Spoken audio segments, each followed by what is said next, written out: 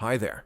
Today we're talking about how to protect your joints, your knees, shoulders, back, and neck, so you don't wake up one day and realize that a simple walk feels like a survival mission. This is going to be simple, clear, and to the point. No boring medical jargon. Most importantly, you'll discover 7 easy but crucial habits that protect your joints better than any miracle pill.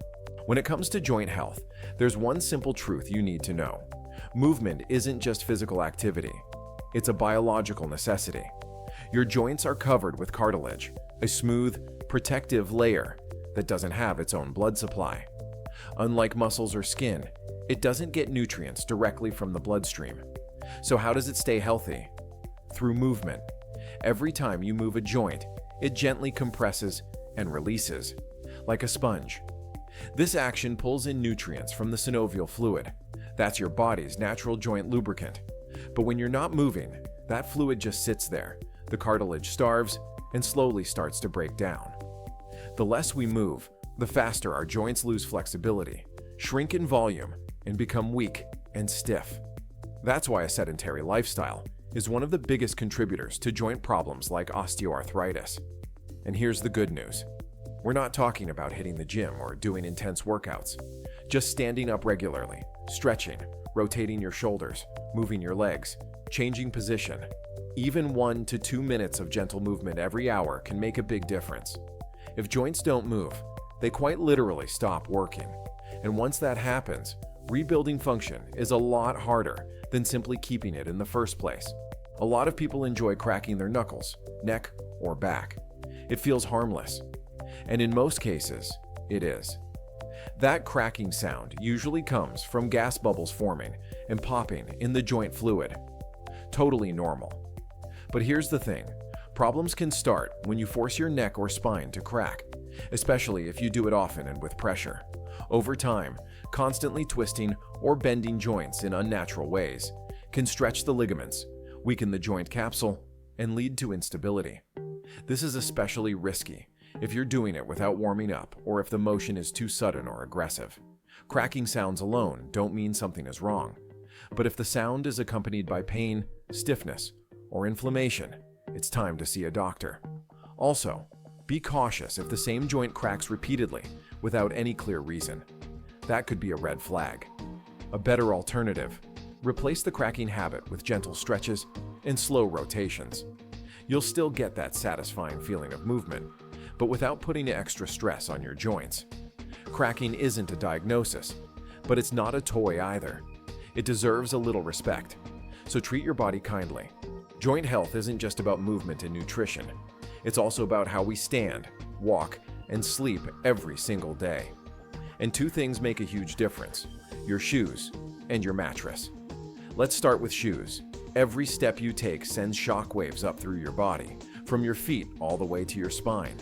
If your shoes don't absorb impact well, don't support your arches, or are just worn out, your joints start taking on extra stress.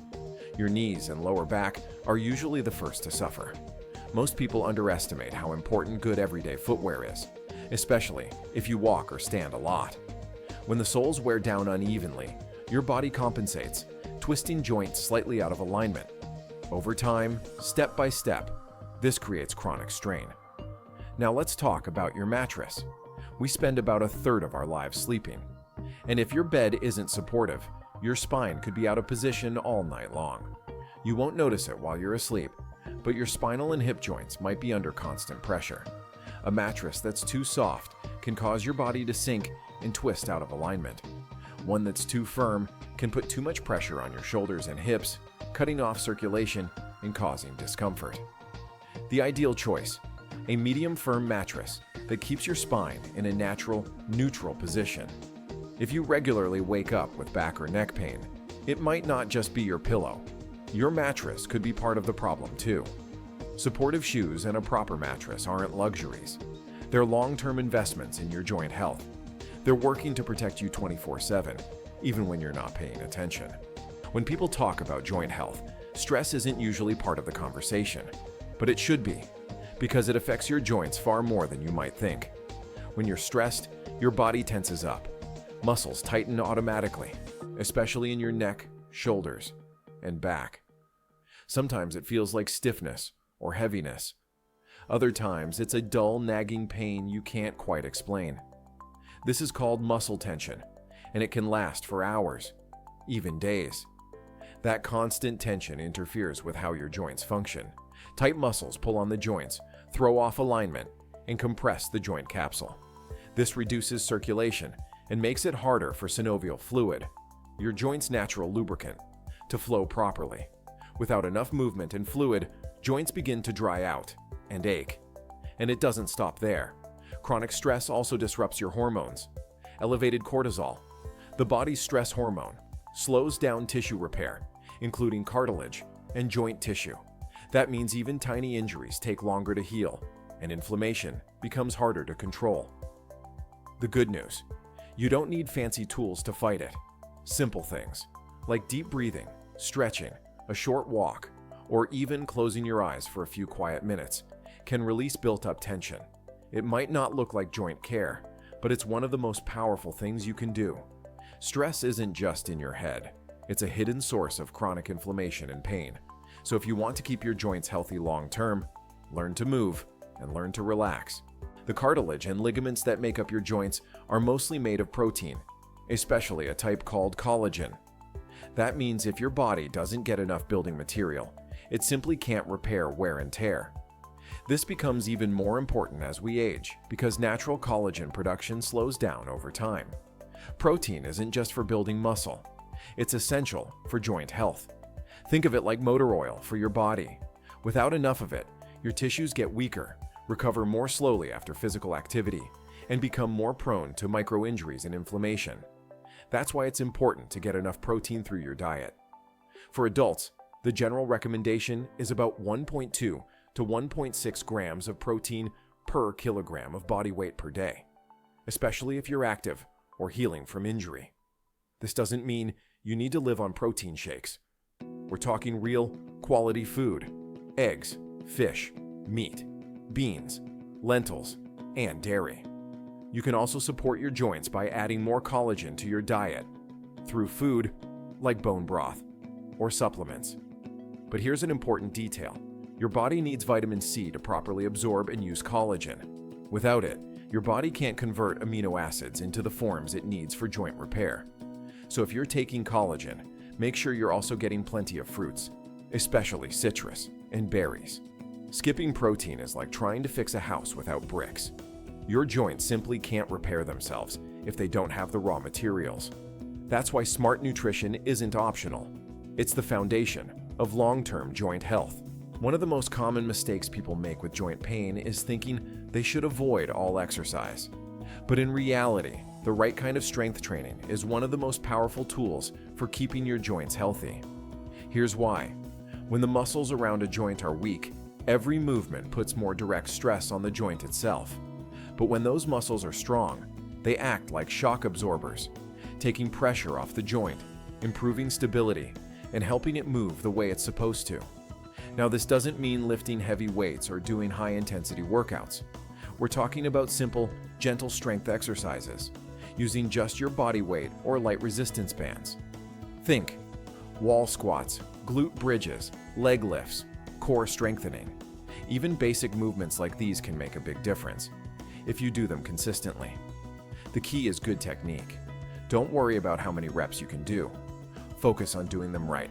And if you ever feel sharp joint pain during an exercise, that's your body's way of saying, "This one's not for me. At least not like this." In that case, scale it down or try a gentler variation.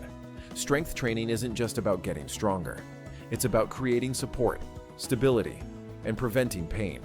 Avoiding it out of fear is like being afraid to reinforce the foundation of your home.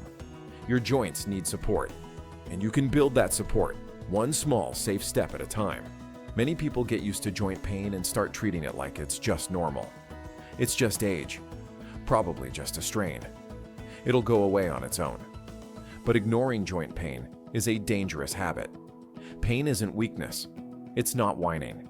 It's your body's way of saying, something's not right. If a joint hurts regularly, especially during movement, or even at rest, it's not just fatigue. It could be inflammation, early signs of arthritis, improper joint alignment, or stress from weak muscles. And the earlier you identify the cause, the easier it is to manage or even reverse the problem. A lot of people avoid seeing a doctor because they're afraid of hearing a diagnosis. But what's worse is letting a small, manageable issue grow into something that requires serious treatment later on. Start by paying attention. Notice when and where the pain shows up, what movements trigger it, and what seems to help. These details are extremely helpful for your doctor to make an accurate diagnosis. And don't stop at your primary care physician. When it comes to joint pain, it's often best to consult with an orthopedic specialist, rheumatologist, or physical therapist. Staying silent about pain doesn't make you strong. It gives the problem a chance to grow. Taking care of your joints isn't about toughing it out. It's about taking responsibility for your health, your comfort, and your future. Your joints are like fine furniture. Take care of them, and they'll last for decades. Treat them rough, like jumping on the couch with muddy boots, and they'll break down before you can say ouch. And let's be clear, you don't have to live with pain. Taking care of your joints isn't about getting old, it's about staying free. Free to walk, to play with your grandkids, to dance, to move through life without the constant ow and